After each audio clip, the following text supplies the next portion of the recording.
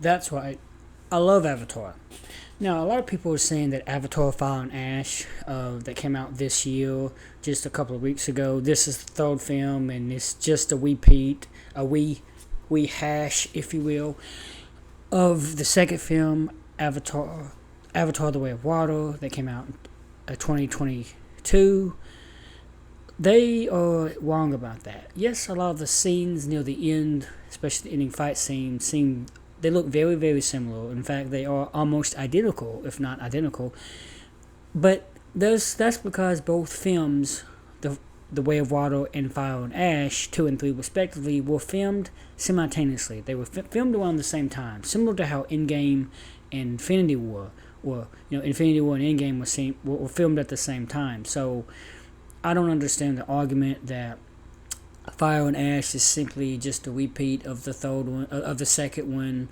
You've got people like Jester Bell who always say for 20 minute videos, this movie is just a repeat. It's just doing the same thing over and over again, nothing new. And she's doing nothing but that in her review of Fire and Ash, just repeating herself, rehashing the same idea that it's the same idea. She's doing nothing but repeating in her videos. That's all her script is saying how Avatar Fire and Ash is the same thing as the second one, when it's really not. Each film, Avatar 2009, The Way of Water 2022, and Fire and Ash 2025, they're all different from each other. Yes, there is a time jump from 2009's Avatar to 2022's The Way of Water, due to the simple fact that James Cameron purposely waited to film it a few years. He had to work with children. But in the story, there is also a time jump. That's why you have that difference.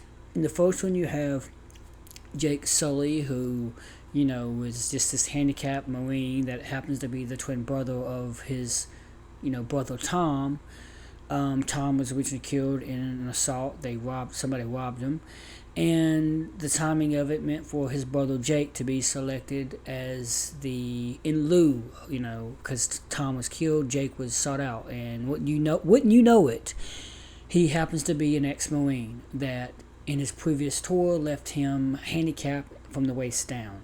Handicapped meaning, ADA, basically crippled, right? He was limited to a wheelchair. So he was basically Meals on Wheels, as said by Wayne Fleet. Now, Sam Worthington, his character, Jake Sully, he ends up, it's a Pocahontas story, the 2009 movie, right? Dancing with Wolves, Jake Sully getting to know Neytiri, played by Zoe Saldana, and in an attempt to get to know the people and to convince them to leave their home tree, or else they will be attacked and destroyed, so they can mine the resource of unobtainium, which is that magnifying rock substance that somehow acts like a power generator and pays for all of the research and all the operations being done on Pandora at Hell's Gate. That's the military compound that is on Pandora during the 2009's Avatar. Yes, Jake does just that, but he also gets to know Neytiri very, very well. In fact, he falls in love with her, and wouldn't you know it, they mate right before Awa, who is their planetary goddess. Yeah, Pandora is a moon, not a planet per se, but it might as well be a planet because it's the only other thing with life on it besides Earth. It actually very closely resembles Earth, minus the fact that it's a teeny tiny bit smaller in diameter compared to Earth. Now, I know I'm bobbing my head a lot, moving it around. My apologies, I try to stay still. I'm a little bit hyper, as I'm very excited. But 2009's Avatar is all about Jake Sully and Neytiri. Him meeting Neytiri, him being one of the people setting up this broad universe of different... Sorry, not broad universe, but broad world of creatures and cuckoos and last shadows and all this stuff. And I promise you all this will be relevant as I wrap this up. But it just sets up the franchise of the world of Avatar. Now, eventually you had a 2009 video game, never played it on the Xbox 360 or PlayStation 3, and you do have that one that's out on Ubisoft, I think it's called Frontiers of Pandora. I've actually played it for like 30 minutes, but then I stopped. I'm gonna try it again eventually. And but I haven't played any other video games that are Avatar related, and I have not tried any of the comic books, but I've read about them somewhat. And the only reason why the whole name is not, you know, well, because Jim Cameron in 2009 chose Avatar for his film, there was The Last Airbender that came out roughly the same year, and they could not use the proper title Avatar: The Last Airbender, which was a film based on the anime adaptation on Nickelodeon called Avatar: The Last Airbender. I just want to note that because if people remember 2009, they remember The Last Airbender came out. They simply cut off the main title and stuck with the subtitle and made it the main title for The Last Airbender. Anyway, after digressing, I need to kind of move forward with this. So, 2022, we have a completely set of circumstances. We have Jake now has a family. He has 1, 2, 3, 4, about 4 kids. There is Natium, his firstborn. This one strongly resembles his mother, Neytiri. And, you know, Natium is kind of like a variation of Neytiri, I guess. It's based on that name somehow. And then you have the second youngest brother, Loek, which more closely resembles Jake himself, although he doesn't really acknowledge it or even know it at first. But as the viewer, you see how Loek is acting like Jake, and that he's rebellious, and that he has 5 fingers, whereas his older brother Natium has 4 fingers like his mother. Oh, by the way, the reason why Jake has 5 fingers and more humanoid features, including eyebrows, is because his Na'vi body is that of an avatar. Jake was previously a driver for the Avatar program, you know, connecting to it wirelessly in this bed, if you will.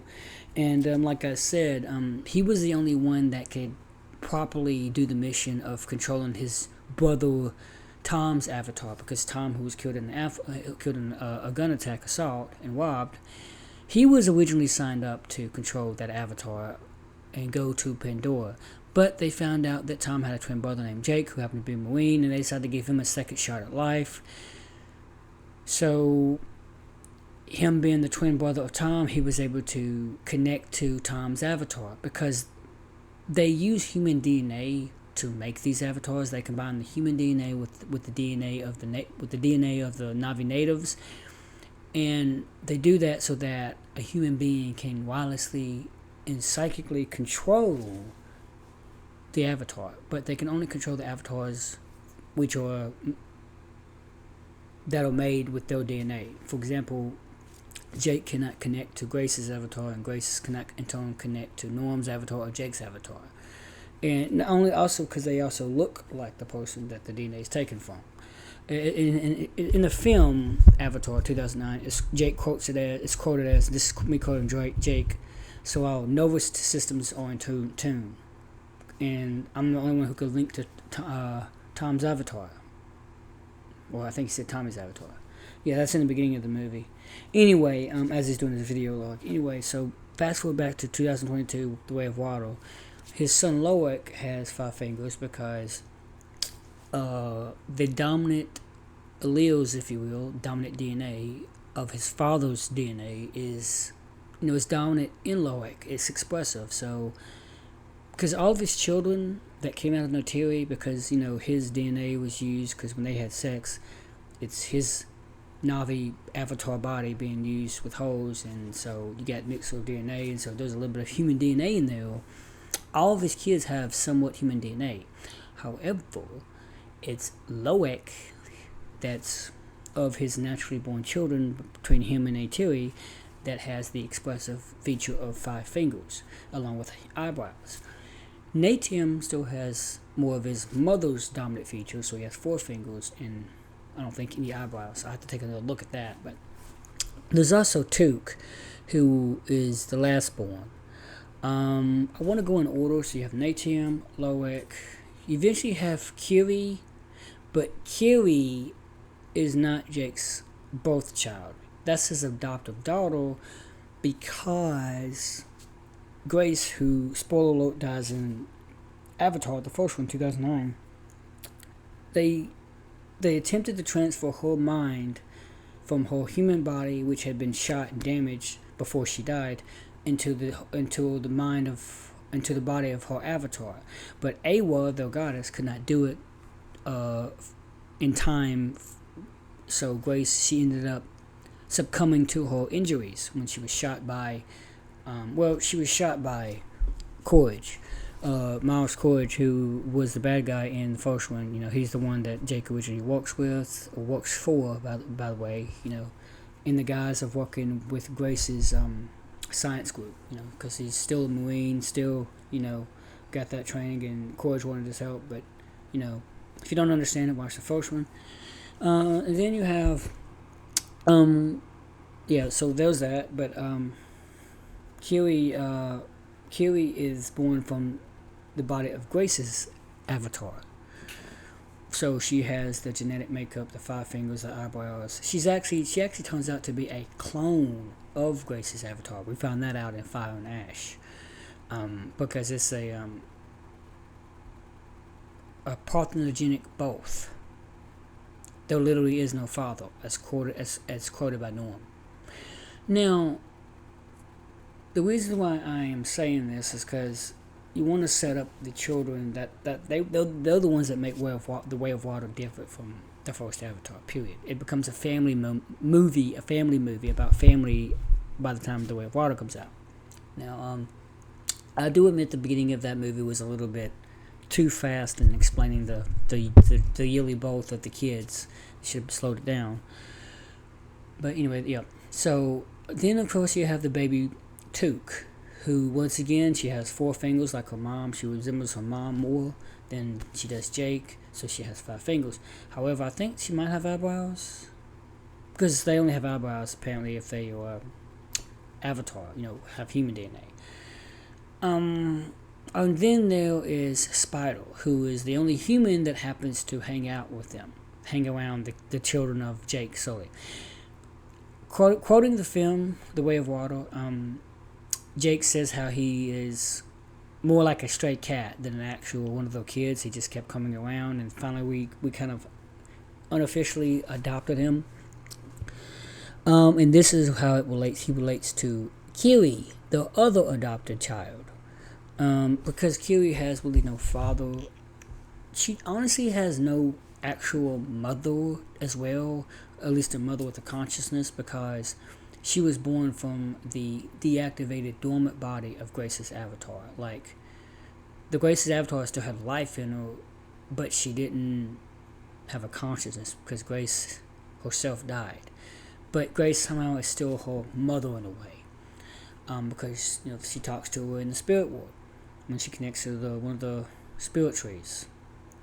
It turns out that we know where it's going. Kiwi is more like their Messiah in a way, similar to how Jesus Christ did not have a biological father. His adoptive father was, of course, Joseph, but his biological mother was Mary. And, he was born via the Holy Spirit. This is kind of like that, how Kiwi is born of Awa. She's the actual physical version of Awa, manifested in the flesh of the ones that are born in the likeness of Awa. Because if you think about it, God said He made man in their own image, so His own image, but it says their own image because it's plural. Look it up in Genesis, first book of Genesis, Genesis 1. But similarly, a goddess must in fact make her intellectual species, the sentient beings, that is, not just the whales, but the ones that walk, that are more humanoid, such as the Na'vi. They must be made in her image, right? So she makes a copy of herself, a child, if you will, in the image of the ones she wants to save, that is the Na'vi. But she didn't quite do Na'vi. She could have made any one of the Na'vi pregnant, if she's that powerful. But she uses Grace's avatar. So why did she use Grace's avatar, which has that amount of human DNA? I think in the story of Avatar, James Cameron is trying to link together some hope of humanity with Awa. Like, Awa is going to somehow be humanity's last hope, in a way, that she's going to allow some humans to live. Of course, she transferred Jake's mind from his body, from his human body to the Avatar body permanently. So it proved that Awa could have did it to Grace if she had enough time, but Grace died. Awa can't prevent life necessarily. If somebody's going to die, she has to allow it because she doesn't really get involved. She doesn't choose sides, as quoted by Neytiri. She just is she's a protector of life, the keeper of the great balance. But anyway, I'm digressing. So you have the established kid. Spyro is also the adopted son of Jake Sully by the second movie, because Natum dies, and son for son. And I'm kind of speeding through this because I expect you to know it. I'm not trying to make this all about the kids or even about the movie. I'm trying to make it about the movie, but I'm trying to make a certain point. And anyway, so we have that set up for The Way of Water. You go into Fire and Ash, which is a continuation of The Way of Water. It is basically movie 2, part 2.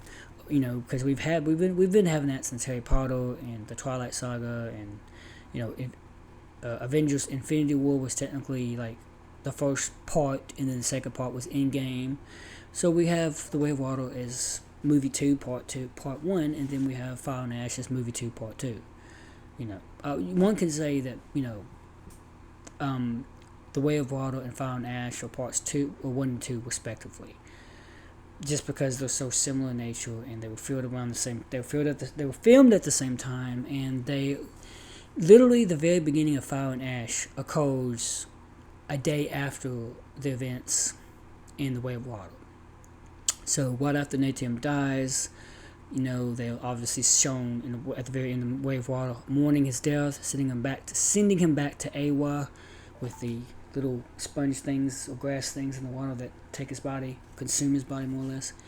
And of course, Jake and Neytiri see their son in the spirit world, and then you have Jake opening his eyes. But then, so we know that Fire and Ash continues from that. It shows them still, coming out of the water, from them mourning Natum. Neytiri is still in her mourning clothes, her garb, her makeup and stuff, and so are the rest of them. And of course, Loic blames himself because he feels responsible for bringing his brother along to save Spyro. He asked him to save Spyro, but when you really think about it, Natum was told by both Jake and his mother Neytiri to watch out for his younger brother Loic. So he protectively came along freewillingly, so it's not Loic's fault. And he says it's not his fault later on. His father blames him, but even though in the beginning he feels like it's his fault. But so I forgot that Fire and Ash actually starts with Loic flying around with his brother, and you're left to think: is this a flashback of a memory, or is this in real time? Turns out it's not even. It's neither. It's he's spirit flying on the Ikran, the flying banshees, meaning that he's connected to the spirit tree, and they're flying around on banshees. Aowa allowed them to do that, because Natum asked, just one more thing, brother, how did I die? And Loic tells him. I forgot what he said, but I do have to. I am going to go watch it again, definitely. So yeah, and then Fire and Ash is still 2. It's a continuation of 2. It is. People are not wrong about that, but it's not the exact same thing. It's just that storyline continuing, because we have to finish the kids saga, if you will. So you got this new group called the Ash people. They're called Mon Quan, led by Varang or Varang, depending on how you pronounce it. Portrayed by actress, and I'm talking about performance capturing as well as motion capturing, by actress, what's her name? Oana Chaplin. She's the granddaughter of Charlie Chaplin, who was the silent actor that had that famous short Hitler-like mustache and those little clown legs, and he was a comedian. So if you're a film history buff, you would know who Charlie Chaplin is. Anyway, if you've seen Fire and Ash, you most have definitely know you know what happens. What I kind of want to not gripe about, but talk about is why everybody keeps talking and saying the same thing. And I'm talking about the haters. Whether you're a grifter or whether you're just a wage baiter, you're constantly like Jester Bell or even the Critical Drinker. You're saying that the Fire and Ash is just like the second one, the one that came before, The Way of Water. I just told you how it's not, but they're very similar because Fire and Ash is a continuation of The Way of Water. So they're not entirely the same. Yes, of course, it does focus even more heavily on the Torcon because in The Way of Water, the Torcon were focused, but really more so on Pycon, the one that was kicked out. He was outcast for being a killer. To quote Tonawori. The Torcon are even more important in Fire and Ash because there's a whole council. You meet the council that originally kicked Pycon out of the group, led by the humongous matriarch, who somehow, she's got piercing in her nostrils and wears this shroud-like thing. And by the way, all their tattoos and their piercings are done by their spirit brothers or sisters within the water. They probably get on, you know how the water kind of blends with the land? They probably had to do that, so the whale would have to move up to where the person with the Navi could properly apply the tattoos and the piercings, because you can't do that completely underwater. Or maybe you can, I don't know. The movie never goes into detail about that. This leaves you wondering to do research, because any movie that leads the viewer, the audience, to do research, that's a good movie. The movie shouldn't explain everything to you. You should do your own research outside the movie. That's what establishes. That is what establishes fandom. Pardon my stuttering. But anyway, I digress. So I just don't understand how people can keep saying it's the same movie as The Way of Water. No, it's not. Also, there was this very serious complaint how, just like The Way of Water, Fire and Ash is over 3 hours. The Way of Water is 3 hours and 12 minutes, give or take. And Fire and Ash is 3 hours and 15 minutes, 3 hours and 16 minutes, or 3 hours and 17 minutes, depending on where you are, give or take. So it's roughly 5 minutes longer. But if you could handle The Way of Water, then you should be able to handle Fire and Ash. I mean, people keep saying these movies should not be 3 hours long. I honestly think they should. I think, now, I will admit, number 4 should probably be just as long as the first one. The first one was about 2 hours and 45 minutes, give or take. And I think the fourth one should be about that long. If not, it should be any longer than 3 hours. But if it is, then I'll still watch it, I'm not going to complain. And I say that because if the fourth one comes out, because 2 and 3 are so close together and are all about the kids, we have to do some change for Avatar number 4, Quadro if you speak Spanish. But I don't know how to say that in Japanese or even Italian, but whatever. So there has to be a change. However, it has to be justified so that people won't complain about it. And I know you're gonna have complainers no matter what, because any film that doesn't have an equal number of haters and an equal number of lovers is not a good film, right? Because one can argue that if it's getting nothing but good reviews, that those are just shills, fraudulent people that are paid to say good things, so it gets good reception, or the opposite, people that are called grifters that scandalously say things, they're paid to say things to make a movie sound worse than it actually is, aka negative publicity. Any movie that has an equal number of haters and lovers by people that are giving the honest reviews or feedback in general, that's a good movie, And I say this because all these haters, they all say the same thing, that 2025 is a terrible year for movies, and we have not had a single good movie yet. There's been plenty of good movies. At the very beginning of January, there was Companion, there was eventually Nezra 2, there was From the World of John Wick, Ballerina, there was, for some people, Wicked that came out roughly October on Halloween. I personally don't like Wicked, but whatever. There are people that are fans of it. And I have been waiting for Avatar number 3, Fire and Ash, since the second one came out. When I knew that it was going to come out in December of 2025, I learned about this in August. I'm like, I'm there. Opening night, I am there. I bought my ticket a month in advance when I could, with my A-list. I would have spent money if I had it. And I said to myself, I'm going to see in the biggest screen possible, 3D, high frame rate. Yep, that's me. And I told myself to make sure I clean out my bladder, make sure I urinate, make sure I go to the bathroom, make sure I do everything I need to do, because I'm not going to be able to take a break when I go see this 3-hour and 15-minute movie. And sure enough, I didn't get up to pee. That's why some people complain, because they don't get a pee break, and they're like, that's why you have long lines in the bathrooms. But still, you gotta prepare. Yes, you do have to put on the 3D glasses if you're watching in 3D. The only 3D glasses I like are the ones for IMAX and Dolby respectively. Really, the ones for IMAX. I don't like those regular 3D glasses that are just disposable. That's for regular 3D, non-IMAX, non-Dolby. I've never watched it in Prime, but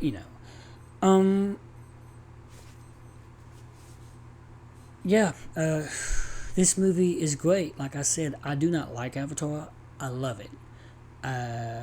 It's not a good movie. It's a great movie. It's fantastic. There's so much world building. World building. You know what I'm trying to say? World building, like Planet World. Look at my world building. I say it weird, I know. World building in Avatar, and there's even more so. Like, I think number 4 we're going more into the Mon-Quan clan and more into Varang's history. She gives like a brief little opening of her history, of her clan's history, of why they turned their back on Awa. They hate Awa because of the whole volcanic event that happened to their clan that left them without food, and she had to step up as leader, became the chieftain as well as the kind of black magic Zahik or spiritual leader. Yeah, she gets people high. She gets courage high. That's what I also would like to think about Avatar. It's also funny and humorous, at times, without being over more so. And Avatar is just one of those films that at the end of the year, we can go out with a bang. But you can enjoy yourself. Like, you can. It's escapism. Escapism for 3 hours. 3 to 3.5 hours, and it's much needed because every other film has been like a remake or a requel or a rehash, and the Avatar franchise is not. It's still fresh. Yeah, it's a story that's similar. We've seen kind of a Pocahontas Dance with Wolves like story, but that's really the first one, the first Avatar. But even more so, there's not a whole lot of those stories to really complain about. You can repeat common themes in films and movies, without it being IP. They do it all the time with vampire movies, with zombie movies, with superhero movies. And nobody really complains about those movies. I mean, they complain about superhero movies, but they not so much zombie movies. They don't complain to the point where they really wish these movies would just die, But when you have a film like Avatar, there seems to be some haters of people that just want to complain because, just for the sake of complaining. They don't really have a valid argument. They're like, oh, this movie is just a repeat. Every single film is a repeat of something else in some form or fashion. Like, get over yourself. It's not really that bad. Nobody's putting a gun to your head and making you go watch this movie. If you really don't want to watch it, don't watch it. But don't just talk shit about it because you haven't seen it or you don't want to go see it. So, yeah, this video is basically my defending the world and franchise of Avatar. Not just talking about Fire and Ash, but defending it as a whole, because I really do feel like people they underestimate Avatar. They underestimate James Cameron. They're saying that James Cameron just needs to stop, that he needs to find something else. he does it. I think he should really continue with the Avatar franchise. He needs to make 4 and 5. He's already shot and filmed the first act of number 4. The first act of number 4. It's just that he's waiting on to see how Fire and Ash does before he continues with 4 and 5. And I think Avatar is actually doing good in the box office. Those people are saying that it's not doing so good, but it is, because there's nothing to really compete with it. And even if there were, it'd still do good. It's just, if anything, it's drawing people into the theaters to go see other movies, because this is a big spectacle movie. It's immersion, big picture, 3D, IMAX.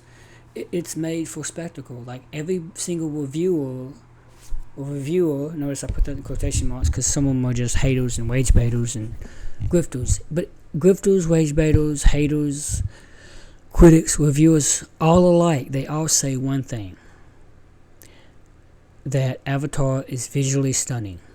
There's no denying it. It's visually stunning, and it's really big on visuals. Like, you cannot deny how beautiful this movie is made. Anyway, thank you so much for listening to my little rant, if you will. I just really wanted to get this out there. I had some other things to say, but I forgot. And yeah, go see Avatar: Fire and Ash in theaters, and see it in the biggest format possible, IMAX 3D, high frame rate.